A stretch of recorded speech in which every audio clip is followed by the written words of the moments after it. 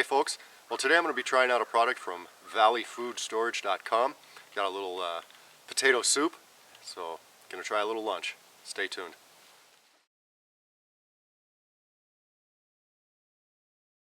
Alright, well before I get too carried away, I thought I'd just go into a little description of these folks' product. Valleyfoodstorage.com, my take on the whole deal is they're trying to bring you a product that does not have quite the chemicals in it that some of the other products that may be more popular or more commercially available, so to speak, like Mountain House or something like that. Now, I've eaten Mountain House, some of the meals I like. I can't really think of one that I absolutely hate or anything like that, but they do have more chemicals in them than other products. They've got more chemicals in them than if you were to make and dehydrate your own types of meals. It's just a fact. They do it, you know, it's just something to help them last longer, I guess, whatever. This is a little smaller company, probably quite a bit smaller company, and they try and use ingredients that are, like I said, a little bit more healthy. And right across the top here, it says no MSG, no trans fats, sea salt, no cholesterol, just add water. This particular soup, I'm going to guess before I even open it, because I've eaten one different type before, is what I would consider like a soup base. In other words, it doesn't have any meat in it. It could stand on its own as a meal, but I would prefer to add meat in it. They don't have any meat in these. I haven't seen a product that they actually did have meat in it, and I don't know if that's because when you start adding meat to products like this, if then you do have to add a lot of preservatives that you wouldn't normally have to. So with something like this, I could dehydrate my own beef, or any type of meat really, dehydrate it, get it brittle so that it lasts for a while, and then reconstitute it into the soup base. I will say these do take longer to make, but I mean, it's sometimes things that take longer to make are better for you. It's just plain and simple. I'm going to be doing another video right after this video where I've made the soup base myself, so kind of give you a little options there. But anyway, let's get going on this. I will say right off the bat, this says it's got 2 servings in it, but it also says all you do is add 2 cups of water. It's probably 1 serving, okay? If the package says 5 servings, I bet you it's right around 3. That's just the way it is. So, alright, let me get my alcohol stove boiling and we'll get going.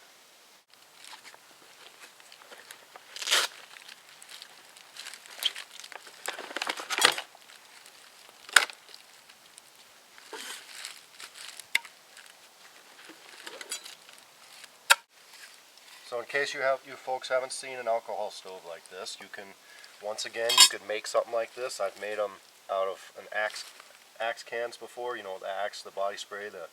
I'll tell you what, my son is addicted to that stuff. I had plenty of cans to choose from when I was making my alcohol stove. I've got denatured alcohol in it. This little stove here is going to be my windbreak, plus I'm tucked up a little bit behind this little bit of embankment. I'm going to light it with my ferro rod, not because that's the best way to do it, but just because that's how I want to do it. And I will tell you that a lot of folks use the back of their knife, and that's great, that's fine. I've used the back of my knife many, many times, but I will say that the back of your knife is just like any other edge, and it will deteriorate or get dull over time. But if you use this saw blade on the multi-tool that most folks carry, it's actually a better striker. And there you go.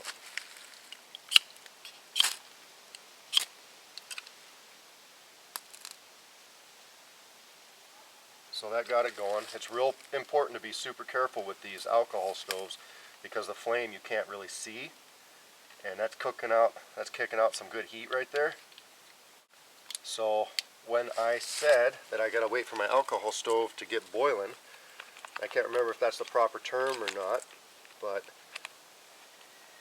pretty soon it does kind of start to get boiling. It gets hot, and you have to, I can't remember what they call it, getting primed or whatever. Anyway, you gotta let it burn for a little bit.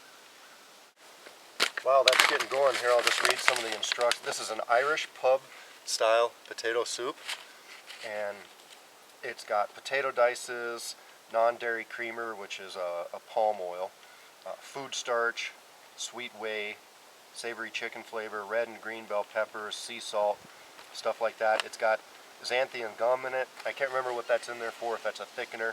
It's got aged Parmesan cheese powder, crushed Worcestershire powder, beer flavor, stuff like that. It does have a milk allergy, it says on there. It's telling me to bring, I'm going to put my stove on there right now because I can hear the wind messing with it. I'm going to put my stove on there. And if I was real concerned about this, I could get some birch bark, or, you know, I'd have to be real careful with it, but other types of bark, and put up here for an even better windbreak. But it says bring 2 cups of water to a boil, 8 ounces of water per cup. My cup is marked. I'm going to fill it to 16 ounces. Whisk the contents of the package into the water. Turn down the heat to a gentle boil for 10 to 15 minutes, or until the potatoes have softened to your liking. One thing about these bags too is it's pretty neat, is that if there were leftovers, and of course I'm going to pick that up, but if there were leftovers, I'm going to put that in my bag right now so I don't forget it, you could store it in this bag. And with as cold as it is out here, it's certainly not going to go bad. Alright. If I were to show you this right now, you can see the alcohol stove. I don't want to touch my stove right now, but inside the alcohol stove you can actually see the alcohol boiling. So that's what I meant by I had to wait for my alcohol stove to start boiling, because now it's actually putting out some good heat. I can actually see the flame now. It's shooting up pretty high.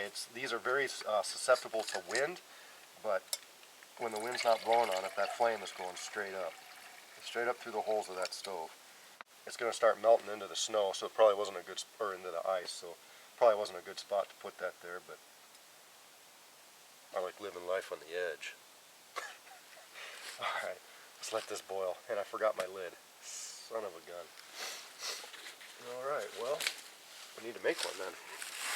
Alright, well I should have known better. I should have insulated my cooking stuff from the ice. I went ahead and did that with the other piece of bark. No big deal. I should have just done that from the beginning. So now I'm just going to wait for it to boil. So I went ahead and put a couple pieces of bark around the vent holes of that stove. Try to keep the wind out. It's not really blowing that hard, but any amount of wind is going to affect your alcohol stove.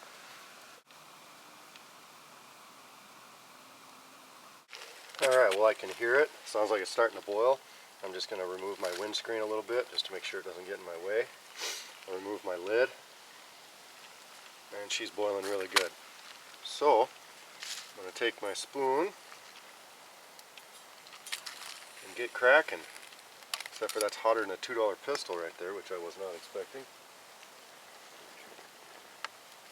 I figured those handles were far enough away it wasn't going to do that, but lesson learned.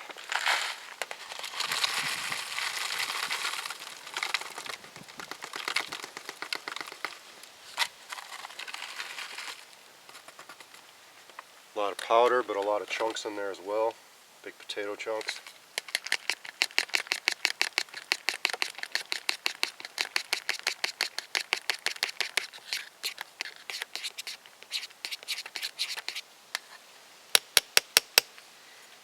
I'm going to remove my lid here, or my stove rather. Now this is really hot, obviously. Put my simmer ring on it.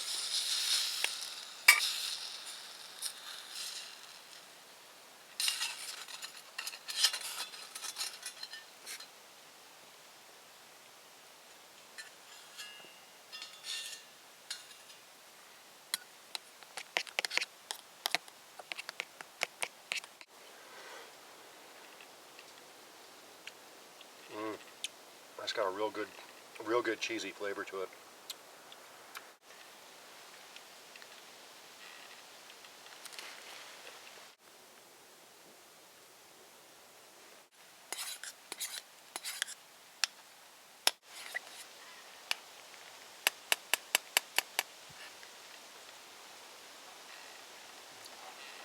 Man, that's got good flavor. Really good flavor. Look, there's chunks of potato in there. You can see the carrots in there. I can see, what is it? I don't know what that is, parsley, or there's red pepper, looks like, in there. Let's take a look at the ingredients again. It's got onions and, oh yeah, parsley flakes. It's got butter buds, beer flavor. Oh heck, man. That's what I'm talking about.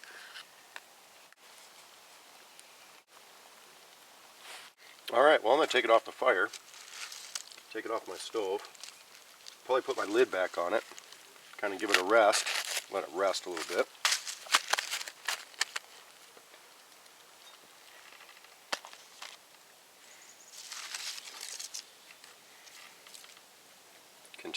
It'll continue to cook just like that. You want to be real careful when you're doing this. You don't want the edges to catch on your simmer ring or on your stove at all, because if you knock it over, you're obviously going to get flaming liquid fire everywhere. So I take it off. I'm going to cool it down. It's kind of a little bit stiff to move the simmer ring around. I don't want to get too awfully burnt today. Close it up like that. Put it right on top. Alright guys, there's nothing to do now except for give it a try. I know it's going to be good because I've been tasting it the whole time. So, once again, this ain't 2 servings. It just isn't, but that's alright. Maybe if you had something else to go along with it, I guess. And for sure, if you had meat in it, would be the way I would like it.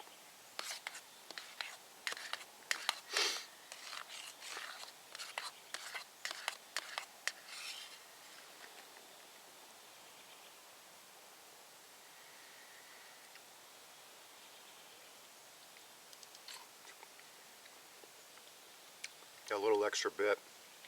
Cooked the potatoes just perfect.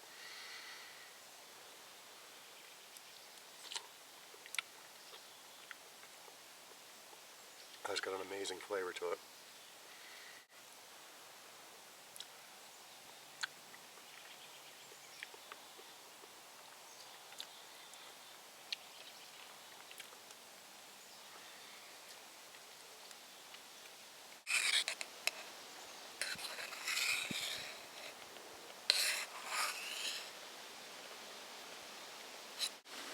Alright, well, there's not much better on a cold day than something hot to eat.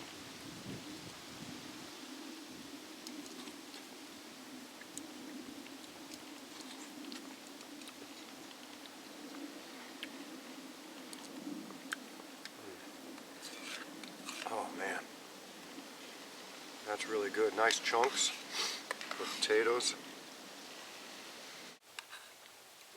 Red bell pepper. Got crunch to it. The red bell pepper still has crunch to it. Wow, and a good flavor too in that red bell pepper. That was a sweet pepper. Wow, that's crazy. I don't normally get that kind of flavor from something dehydrated.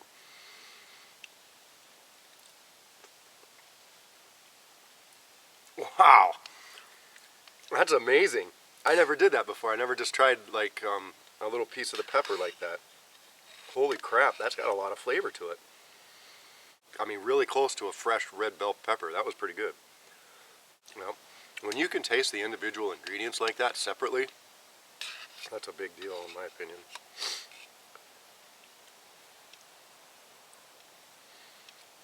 To me, it just seems fresher. It just seems, well, it's just a better quality. We all have to make the decision of what we want to spend our money on. And saying that, spend our money on it, do I want a custom knife? Do I want a commercially mass-produced knife? Do I want food that is maybe cheaper, more easily available? Maybe I can go down to Walmart and pick it up, but it's got more preservatives in it. It's got more stuff that I don't maybe that isn't necessarily good for you. but like I said, a little cheaper? Or do you want a product that, you know, you have to order online, which isn't a big deal at all, a little bit more expensive, and I'll put the price right up here somewhere because I forgot to look it up, but maybe a little bit more expensive, but doesn't have the chemicals or the preservatives that some of the more mass-produced food does.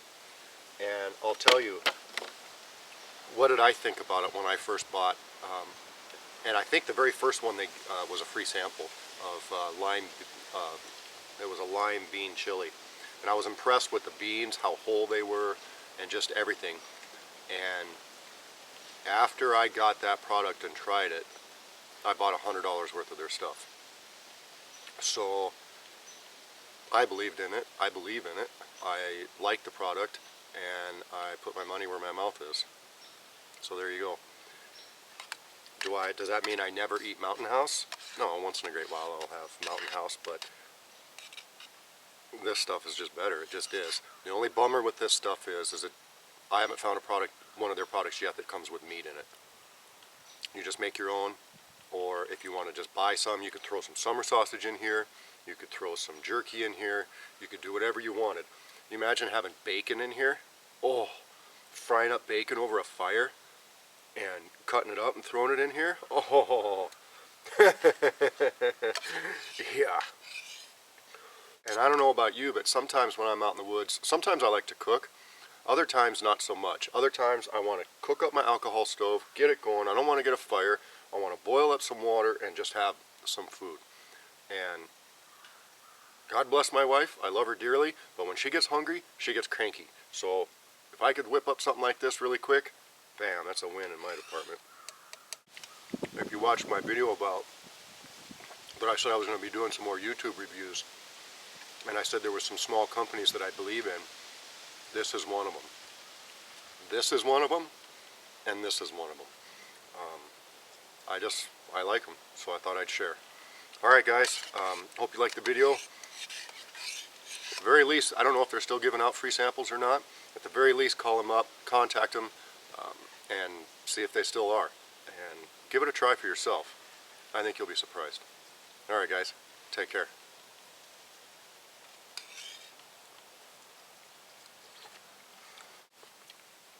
Yeah, that's pretty good.